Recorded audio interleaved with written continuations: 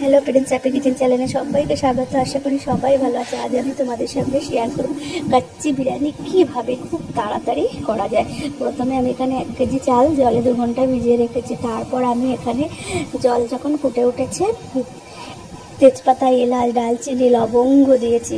তারপর ভাতটাকে একটু শক্ত থাকতে কমপ্লিট করে নিয়েছি। তারপর আমি এখানে ব্লেন্ডার করে নিয়েছি জিরে, মরিচ, আদা, রসুন দিয়ে শুকনো লঙ্কা দিয়ে একটা মশলা তৈরি করে নিয়েছি। তারপর এখানে আমি 4টে পেঁয়াজ দিয়েছি ও 2টো তেজপাতা, 6টা কাঁচা লঙ্কা দিয়ে আমি পেঁয়াজটা যখন বাদামি হয়েছে তখন আমি পেস্ট করা লঙ্কাটাকে দিয়ে মাংসকে আমি মাখিয়ে রেখেছিলাম জিরে, মরিচ, নুন ও হলুদ মাখিয়ে রেখে মাংসটাকে কমপ্লিট করে উপরে গরম মশলার গুঁড়ো ছড়িয়ে নিয়েছি। তারপর আমি হাঁড়িতে ভাত দিয়েছি, তারপর মাংস দিয়েছি, তারপর কেওড়া জল, গোলাপ জল, বিরিয়ানির মশলা, বেরেস্তা করা পেঁয়াজ, আলু বোখরা,